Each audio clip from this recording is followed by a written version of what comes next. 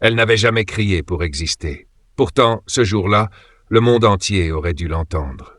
Sous le soleil brûlant d'Atlanta, une jeune femme noire, autrefois major de sa promotion en sciences alimentaires, retournait silencieusement des épis de maïs sur un petit gril de fortune. Quand une berline de luxe s'arrêta, elle ne savait pas encore que sa vie allait basculer.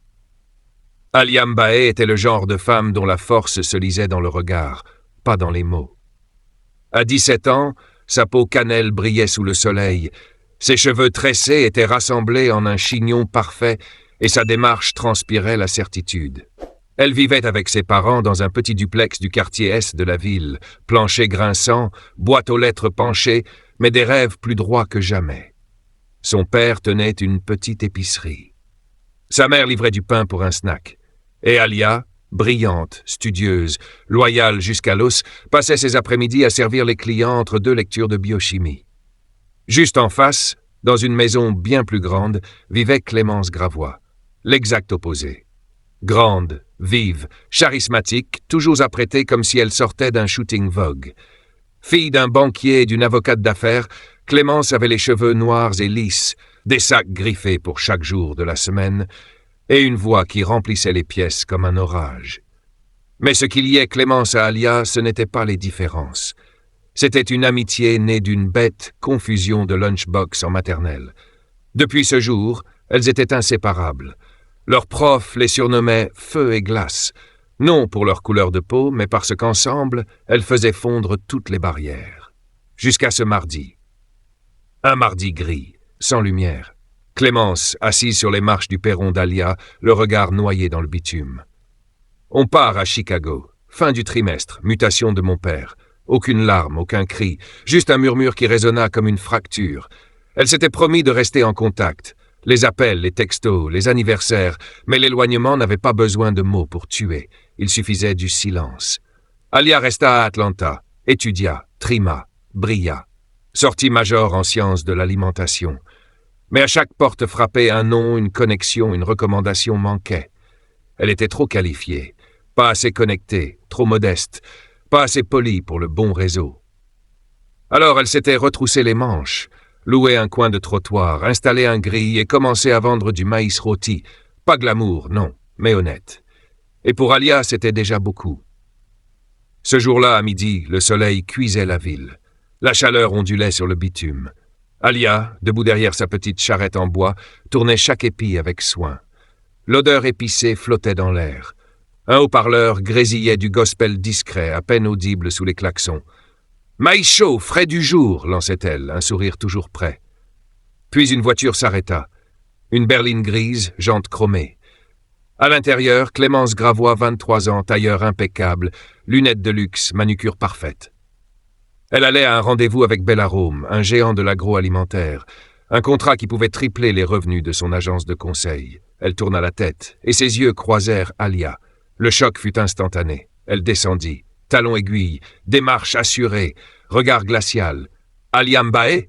dit-elle en riant, dégainant son smartphone. « Attendez, attendez, regardez-moi ça, Miss Major de promo, vendeuse de maïs au coin de la rue. » Alia ne recula pas. Ne baissa pas les yeux, mais ses mains tremblaient. Clémence rit encore. « T'inquiète, je ne vais pas te taguer. Je ne veux pas qu'on pense qu'on est encore amis. » Puis elle jeta un billet froissé sur la table. « Achète-toi une boisson froide. Tu fais pitié. » Et elle tourna les talons. Fière, glaciale. Alia resta figée. Le billet tomba à terre. Elle ne le ramassa pas.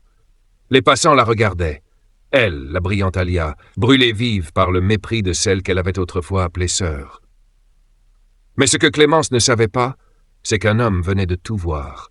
Dans une voiture sombre, garée à quelques mètres, Marcus Belcourt, PDG de Bellarome, assistait à la scène. Il n'avait pas prévu de s'arrêter ici. Mais cette voix, cette dignité, l'avait interpellé. Il n'avait pas entendu les mots, mais il avait vu. Vu assez. Et il avait déjà pris sa décision. Si tu es encore là, c'est que cette histoire t'a touché. Alors n'attends pas. Abonne-toi maintenant, active la cloche et laisse un like pour soutenir ce genre d'histoire vraie qui parle à tous. Ton soutien compte, et on continue l'histoire maintenant. Marcus Belcourt n'était pas un homme qu'on impressionnait facilement. En 30 ans dans l'agroalimentaire, il avait vu défiler des centaines de projets, des milliers de visages. Mais ce jour-là, ce n'est pas un produit qui l'avait arrêté. C'était une femme. Une femme debout, dans la chaleur, la dignité tremblante mais intacte. Une femme qui n'avait pas besoin de costume pour être remarquable. Et surtout, une femme qui ne savait pas encore que sa vie était sur le point de changer. Dans les bureaux immaculés de Bellarome, Clémence Gravois réajustait son blazer, ses talons claquaient avec assurance sur le marbre. Elle se voyait déjà en tête des articles de presse. Jeune prodige signe avec Bellarome. Elle avait même répété sa poignée de main devant le miroir. Mais quand elle entra dans le bureau vitré de Marcus Belcourt, elle sentit immédiatement que quelque chose clochait. Il l'écouta poliment, feuilleta son dossier, puis referma le tout, doucement. « Sur le chemin, avez-vous croisé quelqu'un que vous connaissez ?» demanda-t-il d'une voix calme. Clémence haussa un sourcil, surprise. « Une ancienne camarade de classe, oui, une vendeuse de rue. Alia, on était proches, avant. » Marcus ne répondit pas. Il regardait par la fenêtre. Clémence poursuivit, insouciante. « Elle vend du maïs, littéralement. C'est triste. Enfin, chacun ses choix, hein ?» Un long silence. Puis Marcus se leva. « Merci, mademoiselle Gravois. Nous vous recontacterons. » Aucune poignée de main, aucune promesse, juste une sortie froide et dans son dos, Clémence sentit un frisson de doute, pour la première fois depuis longtemps. Le lendemain matin, dans un petit appartement modeste, Alia Mbae tremblait légèrement en ajustant sa chemise blanche repassée à la main. Elle avait à peine dormi. La veille, une voix inconnue l'avait appelée. « Bonjour, je suis l'assistante de Monsieur Belcourt. Il aimerait vous rencontrer demain à 10 heures. Il a vu quelque chose qui l'a touché. » Elle avait répondu « oui », sans réfléchir. Puis, elle avait passé la nuit à récurer sa charrette, à polir chaque outil, à composer un panier parfait, épis épicés, cuits à la vapeur, enroulés dans des papiers biodégradables ornés de l'étiquette, maïs doré, goût honnête. Lorsqu'elle entra dans la tour Bellarome, elle n'était plus la fille humiliée de la veille. Elle était l'entrepreneuse que personne n'avait encore reconnue. Marcus l'accueillit en personne. Pas d'interrogatoire, pas de jargon. Juste, j'ai vu comment vous avez tenu. Ce que vous avez fait, c'était noble, et votre produit, c'est une révélation. Il goûta, ferma les yeux. C'est plus qu'un snack. C'est une émotion en bouche. Vous n'avez pas besoin d'un emploi. Vous avez besoin d'un partenariat. Alia resta sans voix. Vous êtes sérieuse ? Je ne plaisante jamais avec le talent. Vous serez le visage de notre nouvelle gamme de produits locaux. On va bâtir là-dessus, ensemble. Elle voulut répondre. Il l'arrêta. Souvenez-vous, ne laissez jamais personne vous faire honte de vos racines. Ce coin de rue, c'est votre fondation. Et elle est solide. 3 mois plus tard. Alia entra discrètement dans un supermarché du sud d'Atlanta. Pas de maquillage, pas d'équipe. Juste elle, un panier à la main et un œil attentif. Son visage ornait maintenant les panneaux publicitaires, les emballages des produits maïs doré distribués dans plus de 30 magasins régionaux. Elle avait embauché, formé, relancé l'épicerie de son père, devenu laboratoire de production. Elle avait même reçu une invitation pour parler à l'université qui lui avait autrefois refusé un poste.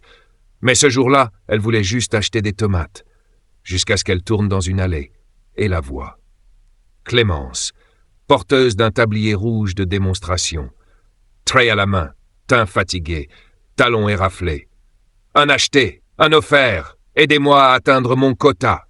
murmurait-elle à peine. Leurs regards se croisèrent. Clémence pâlit. Alia ne répondit pas.